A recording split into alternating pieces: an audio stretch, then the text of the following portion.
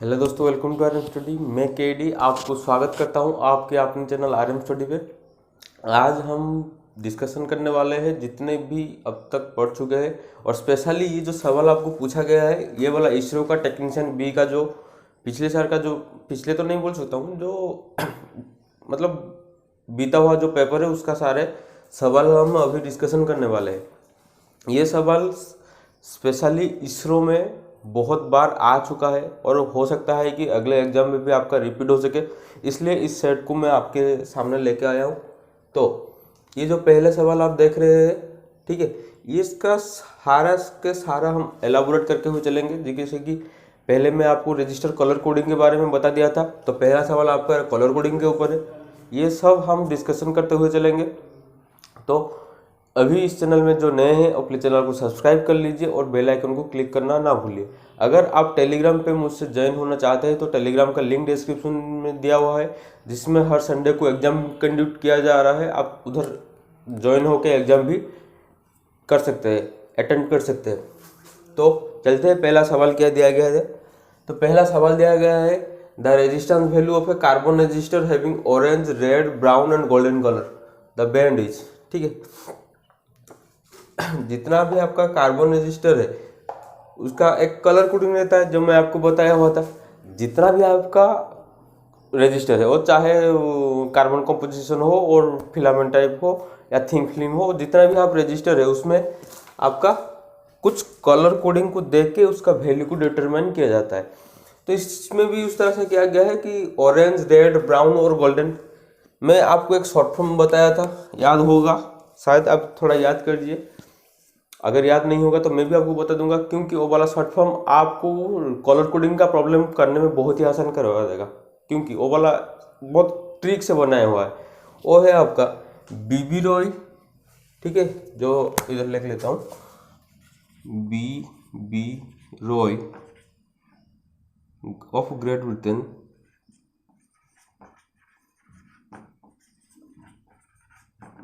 Britain, has very good wife. ठीक है, ये वाला सिर्फ हेल्पिंग के लिए यूज हुआ, बाकी का देखिए BBROY, जी ग्रेट में सिर्फ पहला लेटर आ जाएगा आपका, ब्रिटेन में बी आ जाएगा, वेरी में भी, इसमें आ जाएगा जी, ये आएगा W। ठीक है, ये है उसका शॉर्ट फॉर्म, इसको आप याद कर लीजिए। आगे काम करते हैं, आज सिर्फ टेस्ट लगाते हैं। ठीक है, आज सिर्फ टेस्ट लगाते हैं। तो देखिए, इसका सवाल मैं कर दिया हूँ आपको, जितना भी आप मतलब जितना भी सेशन जा चुका है सबका इधर मैं डालूंगा, जो कि देख सकते हैं मेरे पास है ये वाला, ये टेक्नीशियन बी का जो पेपर है। तो आज इस वाला सेट को हम लगाते हैं। ठीक है, एक सेट लगाते हैं। चलिए, तो पहला सवाल आपके लिए ये रहा, the resistance value of A carbon register having orange, red, brown and the golden colour, the band is. तो मैं आपको शॉर्ट फॉर्म भी बता दिया हूँ, आप उसको सोल्यूशन करके कमेंट सेक्शन पे बता दीजिए। जितना भी आज क्वेश्चन में डिस्कशन करूंगा, डिस्कशन करने का हर सवाल का आपको आंसर देना पड़ेगा। ठीक है, आप आंसर दे लेंगे, उसके बाद मैं आपको उधर आंसर, उसका जो सही आंसर है मैं आपको उधर बता दूंगा। ठीक है, कमेंट सेक्शन पे बता दूंगा आपको। तो resistance value of A carbon register having the orange, red, brown and the golden colour band is, पहला ऑप्शन है आपका 32 किलो ओम प्लस और माइनस 5%, दूसरा है आपका 3.2 किलो ओम प्लस और माइनस 5%, तीसरा है आपका 320 किलो ओम प्लस और माइनस 5%, और जो कि चौथा है आपका 32 ओम प्लस और माइनस 5%। ठीक है, तो इसमें से आपको जो सही आंसर है आपको बताना है। दूसरा जो प्रॉब्लम दिया गया है आपका, the capacitor of capacitance 50 microfarad is charge to the potential difference of 200 volt, find out the energy storage in the capacitor. तो energy storage in the capacitor का फॉर्मूला भी मैं आपको बता के रखा हूँ, क्योंकि energy storage in the capacitor का फॉर्मूला क्या है, half CV²। Energy storage in the capacitor का फॉर्मूला ये है, और इंडक्टर का क्या है, हाफ LI²। ये वाला कैपेसिटर का है, ये वाला आपका इंडक्टर का है, ये भी आप मार्क कर लिए। तो इस सवाल भी तो आसान से आपका सोल्यूशन हो जाएगा। तो सोल्यूशन करके डाल दीजिए मुझको कमेंट सेक्शन में। इसके बाद आपका आएगा तीसरा क्वेश्चन है, the line voltage of a star connection is equal to, ये वाला जो बार बार हर एग्जाम में इसमें से एक ही क्वेश्चन आपका रहेगा, जो कि स्टार और डेल्टा कनेक्शन रहता है, उसमें से हर एग्जाम में आपका एक ही क्वेश्चन रहना मतलब रहना है, क्योंकि जितना भी हो आपको ये वाला एग्जाम पे गिरेगा। एक है आपका स्टार कनेक्शन, दूसरा है आपका डेल्टा कनेक्शन। तो स्टार कनेक्शन में क्या होता है, आपका लाइन वोल्टेज मतलब VL इक्वल टू VP होता है, line voltage equal to phase voltage. पर डेल्टा में क्या हो जाता है, line voltage is equal to √3 into phase voltage, ठीक है। स्टार में आपका आएगा line current is equal to √3 into phase current, ठीक है। उस तरह से डेल्टा में आपका आ जाएगा line current is equal to phase current. ये जो चीज़ आप मार्क कर लीजिए, हर एग्जाम में इसका जो सवाल आता है, line current is equal to phase current, जो कि आपका आएगा डेल्टा में, line voltage equal to √3 into phase voltage आपका आ जाएगा डेल्टा में। स्टार में इस तरह से आपका आ जाएगा VL इक्वल टू VP, मतलब line voltage is equal to phase voltage, line current is equal to √3 into phase current, ठीक है।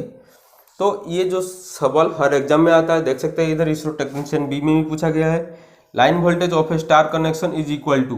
तो स्टार कनेक्शन में आपका लाइन वोल्टेज क्या होता है, मैं बोल के line voltage is equal to phase voltage.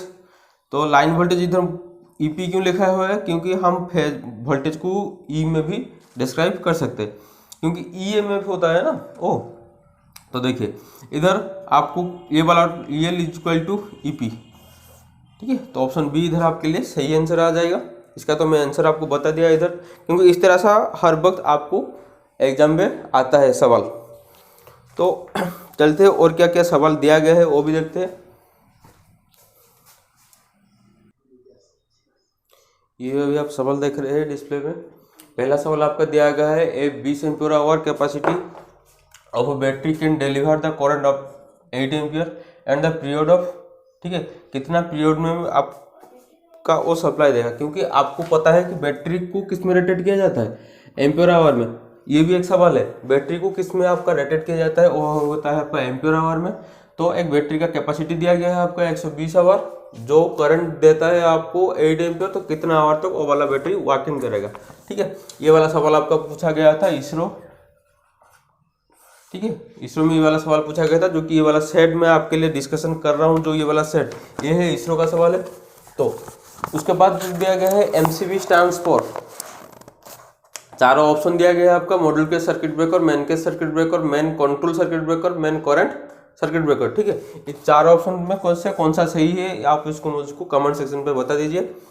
उसके बाद तीसरा जो सवाल आया आपका, colour of a wire recommended for the earth connection as per the BIS code, ठीक है। तो BIS की कोड के हिसाब से आपको अर्थ कनेक्शन में कौन सा कलर आप यूज करते हैं, रेड, ग्रीन, ब्लैक और ब्लू, ठीक है। ये वाला सवाल आपको मेरे को बता दीजिए। तो BIS, ये BIS क्या है, ब्यूरो ऑफ इंडियन स्टैंडर्ड, ठीक है, ब्यूरो ऑफ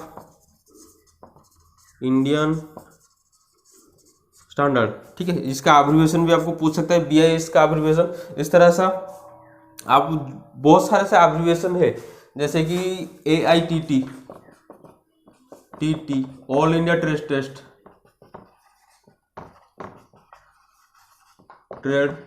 टेस्ट। उसके बाद आपका आएगा NCVT, जो इसमें से आपको सर्टिफिकेट मिलता है, NCVT, national council of vocational training. इस तरह से BIS और आपका ये जो सारे जो एब्रिविएशन है ना, एब्रिविएशन को आप चेक कर लीजिए, क्योंकि एब्रिविएशन भी आपको पूछता है। जो जैसे कि देखिए इधर आपका पूछ लिया कि MCCB, उस तरह से आपको पूछ सकता है RCCB क्या है, रेसिडुअल करंट सर्किट ब्रेकर, ठीक है। फिर आपका पूछ सकता है MCB, miniature current circuit breaker, HRC, high rupturing capacity. ये जो सवाल एग्जाम पे ऑलरेडी आ चुका है, HRC एग्जाम पे पूछ चुका है, RCC भी पूछ सकता है, MC भी पूछा है, देखिए MCC भी पूछ लिया आपको, और कुछ भी आपको एब्रिविएशन आपका एग्जाम में वो डाल सकता है। इसलिए मैं आपको बता रहा हूँ कि एब्रिविएशन भी आपके लिए बहुत इंपॉर्टेंट है। तो चलते हैं और आगे कुछ क्वेश्चन डिस्कशन कर लेते हैं। देखिए और एक आपको सवाल पूछा गया है इधर, the material use for doping the n type semiconductor, ठीक है। और पूछा गया है आपको एन टाइप सेमीकंडक्टर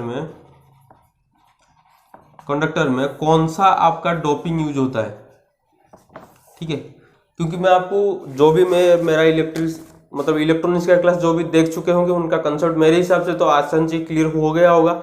जो भी इलेक्ट्रॉनिक्स क्लास नहीं देखे हैं तो प्लेयर लिस्ट में जाइए, प्लेयर लिस्ट में इलेक्ट्रॉनिक्स क्लास है, आप चाहे उधर इलेक्ट्रॉनिक्स क्लास लगा सकते हैं। तो देखिए मैं आपको बताया था आपका कंडक्टर दो तरह का है, एक है आपका इंट्रिंसिक, दूसरा है आपका एक्सट्रिंसिक, ठीक है। इंट्रिंसिक से एक्सट्रिंसिक कैसे करते हैं, इधर आपका डोपिंग होता है। इंट्रिंसिक से एक्सट्रिंसिक को कन्वर्शन करने में आपका डोपिंग यूज होता है। तो डोपिंग क्या यूज होता है, देखिए डोपिंग करने के बाद आपका दो मटेरियल आता है, एक है आपका पी टाइप, दूसरा है आपका एन टाइप। पी टाइप मतलब p for positive, n for negative. एक आपका आएगा पी टाइप, दूसरा आपका आएगा एन टाइप। तो पी टाइप का आएगा जिसमें आप ट्राइवेलेंट इम्प्योरिटी में ऐड करेंगे, ठीक है। जिसमें आप ट्राइवेलेंट इम्प्योरिटी को ऐड करेंगे वो आपका आ जाएगा पी टाइप में। एन टाइप में जिसमें पेंटावेलेंट इम्प्योरिटी ऐड करेंगे, पेंटावेलेंट इम्प्योरिटी जिसमें ऐड करेंगे वो आपका आ जाएगा एन टाइप। जिसमें ट्राइवेलेंट इम्प्योरिटी ऐड करेंगे वो वाला आपका आ जाएगा पी टाइप। इधर आपका सवाल में दिया गया है कि कौन सा आपका जो एन टाइप मटेरियल है उसमें कौन सा डोपिंग यूज होता है। मैं आपको बता दिया था कि ट्राइवेलेंट इम्प्योरिटी कौन कौन है, तो पेंटावेलेंट इम्प्योरिटी कौन कौन है। एक बार आप याद कीजिए कि ट्राइवेलेंट इम्प्योरिटी क्या क्या है और पेंटावेलेंट इम्प्योरिटी क्या क्या है, जल्दी से याद कीजिए।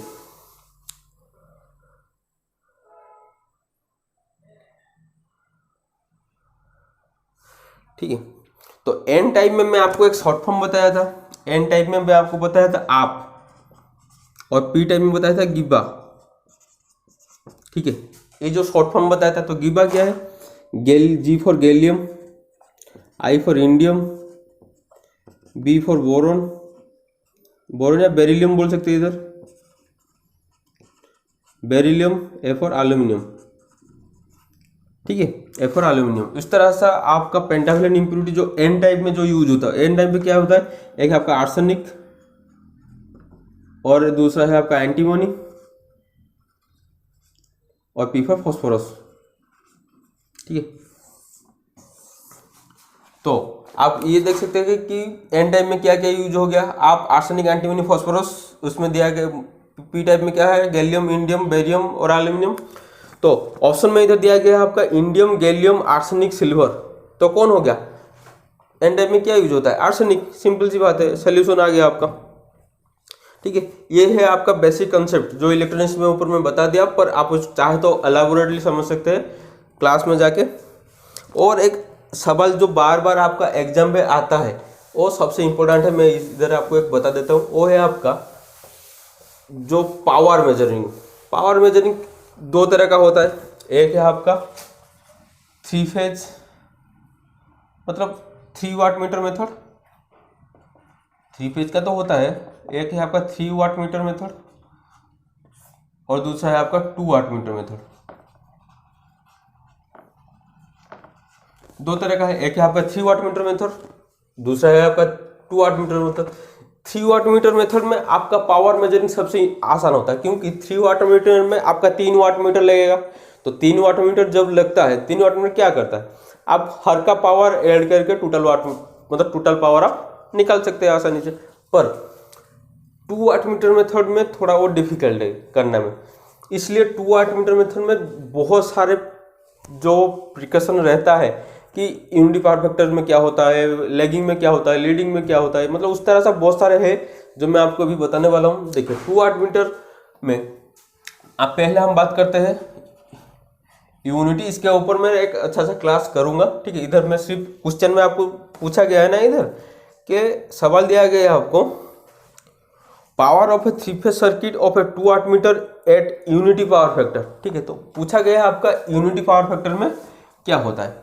तो देखिए 2 वाट मीटर 2 वाट मीटर देखा है, मतलब 2 रीडिंग आपका आएगा, एक आपका वाट मीटर, पहला वाट मीटर का रीडिंग, दूसरा वाट मीटर रीडिंग। तो सिंपल सी, जब आपका यूनिटी पावर फैक्टर आता है तो क्या हो जाएगा, और W1 प्लस W2, मतलब 2 वाट मीटर का रीडिंग आप अगर मिला लेंगे तो यूनिटी पावर फैक्टर में आपका टोटल पावर आ जाएगा। ठीक है, इधर मैं लिख रहा हूँ WT आ जाएगा। तो और एक सवाल आएगा जो है 0.5 एट 0.5। ठीक है, एट 0.5 जब पावर फैक्टर होगा तो उसमें क्या होगा, आपका W1 का रीडिंग 0 हो जाएगा, मतलब जो कोई भी है एक का रीडिंग आपका 0 हो जाएगा, दूसरे में मतलब W2 में आपका टोटल पावर शो करेगा WT। ठीक है, 0.5 में आपका 1 वाट मीटर का रीडिंग 0 हो जाएगा, W2 में आपका टोटल पावर शो करेगा। और आपका आता है लेस देन 0.5।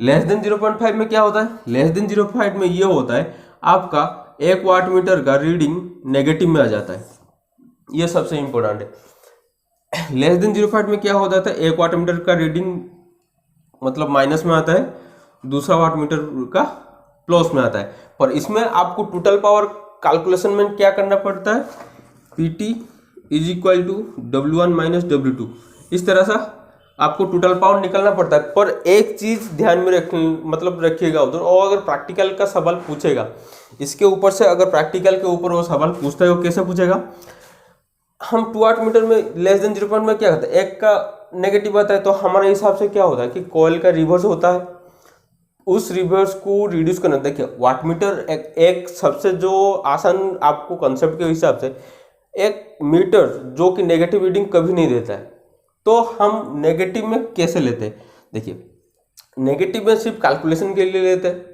ठीक है, पर मीटर में क्या करना पड़ता है, आपका मतलब कॉइल को रिवर्स करके उधर सही रीडिंग लेना पड़ता है, क्योंकि अगर आपका उधर नेगेटिव रीडिंग आएगा मतलब ये वाला 0 से नीचे आपका रीडिंग दिखाएगा।